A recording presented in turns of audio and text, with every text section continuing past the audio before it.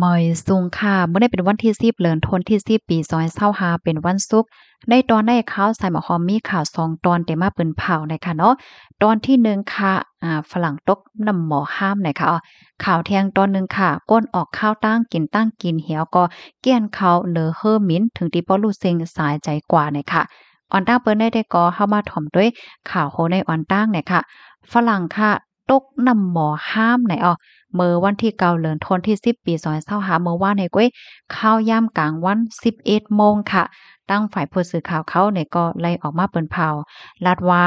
ตั้งฝ่ายจอยเทียมเพค่ะเนาะไล่รับตึงลาตีก้นวานว่ามีพี่น้องก้นนอกเมืองเขาประหลาดตกกว่าในน้ำหมอห้ามตั้งลึกมันแน่20เม็ดในว่าตีในซอยหลังวัดป่ายุบหมู่ที่5สัตหิบเจเว้งสัตหิบเจดอนชลบุรีเนี่ยเผื่อว่ากว่าถึงเหย้าเนี่ยก็เลยกว่าครบทบหันพี่น้องก้นนอกเมืองมีไว้อยู่ดีในนำหมอนั่นนะคะก็ย้อนตั้งจอยเทียมในคะเนาะกามลีก้นวานเขาเปิ้นมายินเสียงเฮก็เปิ้นก็ฮิบเน็ตเสือโฟนห้องภูมิพลพรเขามาจอยนั่นค่ะน่ะภูมิพลพรเขาเนี่ยก็เลยส่งจึกในโรงกว่าสิให้เหมือนเรื่องว่าน้องเฮก็ตึดกัน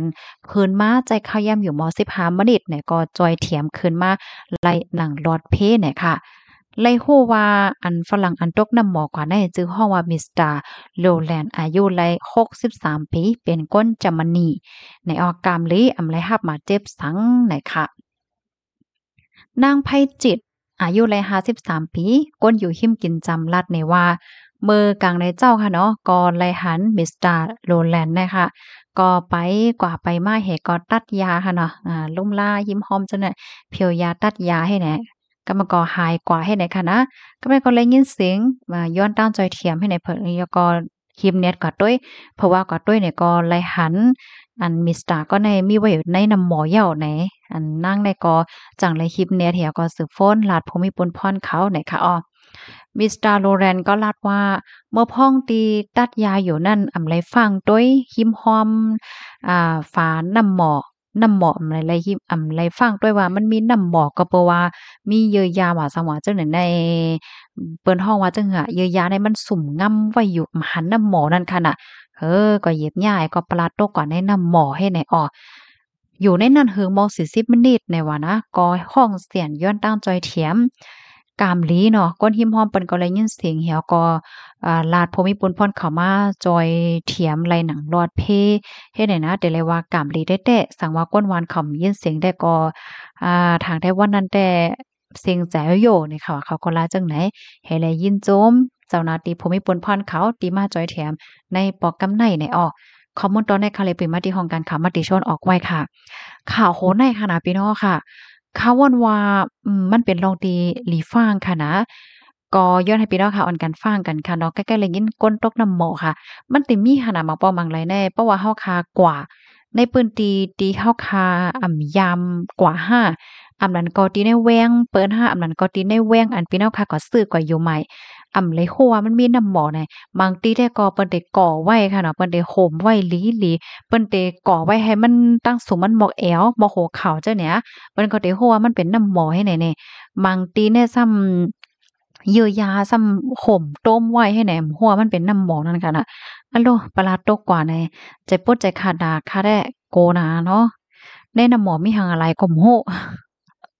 เนาะพี่น้องเฮาค่ะในก็สอนว่ากามลีเนี่ยค่ะเนาะลอดมาไลเนี่ยค่ะกำในเฮามาถ่อมด้วยข่าวเที่ยงโหนึงข่าวโหนในก้นออกข้าวตั้งกินเนอเฮอหมิ่นเฮแก้นตั้งกินเหี่ยก็รู้เซนสายใจกว่าเนี่ยเมื่อวันที่9เดือนธันวาคมที่10ปี2025ได้มีข่าวง่าวออกมาว่าก้นในนาหอตอเฮิรนหมอยาตั้งเป็นหัวใจเจ้าอเมริกันอายุเลย85ปียืนต่างย้อนให้และรับรองเพ่งเป้งเป็นทำไหว้หลังเสหมอยาค่ะเนาะแก้นตั้งกินเหี่ยวก็รู้เซ็งสายใจกว่าเหนอเฮอหมินสายการเม้นกาตาแอร์เวย์สนะคะย้อนเพราะว่าผู้เฮ็ดการเหนอเฮอหมินนั่นค่ะเอาตั้งกินตั้งย่ำตีอันมีเน้อในมาปันน่ะเนาะตั้งตีลาดไว้ลงนายาวาได้กินตั้งกินอาสักรอเทศจังเนี่ยก้อยกะว่าผู้หับการก็ว่าอันอาสักรอดกำซื้อได้มันมีอะว่าเลือกกินผักมันก้อยคาไลนาให้เนี่ยเนาะย้อนเขาก็ลัดก็เฮ็ดจังไหน ก้นก็อันเซงก่อนได้แต่ก็จื้อห้องว่าอโศกาจายาวีระ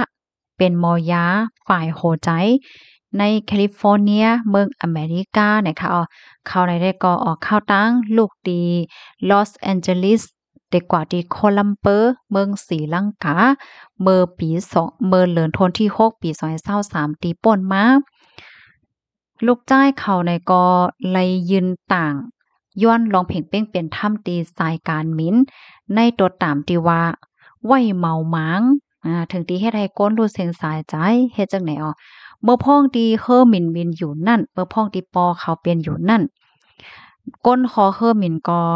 เอาเฮอหมินในโลงกึดคึกคักเหี่ยวก็ลาดว่ามันเป็นพ่องเฮอหมินในมินอยู่เนินหน้านำปังหลายเฮ็ดไหนก้วยลูกจ้ายเขาได้ก็ลาดว่าเมื่อพ่องที่ปอเขาเป็นอยู่เนอเฮอหมินนั่นเฮอหมินเนี่ยอยู่เนินนาฟ้าแจเมืองวิสคอนซินเมืองอเมริกาแต่ยาวมันก็จังเอาเฮอหมินในย้อนลงคึกคักลงกึดไหลอยู่นั่นน่ะก้อยก็ว่าก้นฮอเฮอหมินในซ้ำโล่งเหี่ยวก็คอกว่าแทงกว่าโล่งตีแอดินปาราเมืองสกอตแลนด์นะคะข้าวยามก็ผ่านป่นกว่า3 ชั่วโมงครึ่งค่ะกับในเผื่อว่าเฮ้ยหมิ่นลงกึดเดียวก็เอาอันเป็นจาราวีระเนี่ยค่ะเอาส่งกับที่ห้องยากำเหลียวเมื่อนั้นก็ลืมตัวไว้ว่าตั้งแต่เป็นก็ลืมตัวไว้อยู่ที่เฮอร์มินเนาะเฮอร์มินลงกึดแล้วก็เนี่ยเอาตัวในส่งกับที่ห้องยากำเหลียวก้วยกะว่ายามไล่ค่ะเนาะบ่ยาเข้ายาไล่ให้ลู่เซ็งสายใจกว่านะคะบ่อยากเขาก็ลาดว่าลองอันที่รู้สึกก่อนได้ก็เป็นย้อนเปอว่าปอดเจ็บก็เปอว่าแก้นเขาเฮ็ดไหนนะก็เป็นลูกจ้ายเนาะก็ในนาหอต่อเฮิรนอันมอยาได้ก็จ้อยตะลานั่นน่ะเพราะว่างมาก็จ้อยตะลาต่อสายการมีนอันไหนมื้อเหลียวในย้อนเงินอยู่ดี175,000เฮงดอลลาร์อเมริกันแต่ตรงเงินไทยอยู่5.7ล้านเฮ็ดจังได๋ลองอันที่เขาย้อนก่อนเนี่ยเขาก็ลาดว่าอันเต้มันยาวในว่ะคือหมิ่นในมันก็มีปักมีเปิงไว้อยู่นั่นค่ะนะสังว่าไม่ลองเฮ็ดตั้งสร้างเฮ็ดให้ก้นออกข้าวตั้งไล่หับหมัดเจ็บ5อันนั้นก็เสียง5เนี่ยก็เตไล่หับปนพรให้แหน่ค่ะเนาะข้อมูลตอนนี้ค่ะเนี่ยก็เลยไปมาที่ห้องการข่าวสดออกไว้นะคะพี่น้องค่ะถอมข่าวคนนี้เอาหันถึงจังหือพองนะคะเนาะที่เมืองอเมริกาในทรายใจก้นหนึ่งก้อนให้เปิ้นก็ไว้น้ำหนักไว้รองใหญ่ไว้กาขันแต่ว่าเนี่ยค่ะเนาะว่าได้เป็นในเมือง5นั้นก็กว่ามีอยู่วันหลายเมืองหลายก็ยาวค่ะเนาะเพราะว่าเป็นก้นเมืองอเมริกันแท้ๆเปิ้นก็ไว้น้ำหนักสาใจก้นแต่เฮ็ดไหนค่ะเนาะอ๋อค่ะเงาลายเดสึเป็นเฮอกว่าก็ไปต้วยแทงเฮ็ดแหน่เฮียงเลยว่านั้นไหนมื้อนังอาหาราตั้งกินกูสำแสนเปิงหั้นนะติเมืองในอันเตรียมไว้จึงหือลาดไว้จึงหือไหนมันติเลยเป็นมื้อนั้นหมดนี่ค่ะเนาะมันติเลยเฮ็ดแต๊ดต่อน่ะตัวอย่างเปิงแต๊กมันไหนก้อนหนึ่งเข้าข่ายเข้าข่ายอันเฮ็ดห้างไหนค่ะเนาะอันเฮ็ดห้างคิมต้านนานี่แหละเนาะเพราะเขาลาดว่าใจ7วัน10 วันแน่นาติข่าวมานะน่ะเฮ็ดแหนมใจเพราะว่าเพิ่นซื้อมาใจด้วย7 วันเนาะเขาลาดว่าเพราะว่า7วันไหนนาได้ข่าวมาให้แหนมใจเพราะว่าซื้อมาใจด้วย7 วันน้ำข่าวนี่ก็ก็ได้จังยาหั้นนะสุรัตน์ว่า7 วันนาได้ข่าวก้อยการแหนมข่าวแน่สุริยปนพรจังหือมันได้เป็นเฮ็ดจังแหน่เนาะมันหลาลิเฮ็ดไรในค่ะเนาะมื้อนั้นบางป้อมบางแล้วก็ได้หันใจ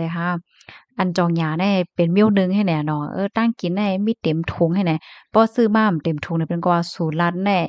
ว่าเต็มถุงอันนั้นเต็มถุงแน่สุริยปนพรจังหือเป็นไว้เฮ็ดไหนนี่ค่ะเนาะกำนั้นแลที่เมืองอเมริกาแน่ว่าได้เป็นรองหังก็ยาวนี่ค่ะเนาะมันเลยเฮ็ดแต่ว่าแต่โตๆเนี่ยค่ะนะป้อมใจจังนั้นได้ก็มันก็จางยาจ้อยตะล้าอันว่านั้นแล้วค่ะเพราะว่าจ้อยตะล้าเนี่ยก็จึงว่าน่ะเนาะมันนางสายการบินอันได้ยากกว่าแน่เสียนปลายเงินต่อหลาเนาะตกเงินไทยก็5,700,000ปลายเฮ็ดไหนค่ะยินจะบัวก็ค่ะย้อนให้อยู่เลยกินหวานในรอดเพศกันค่ะบ่ายส่งค่ะ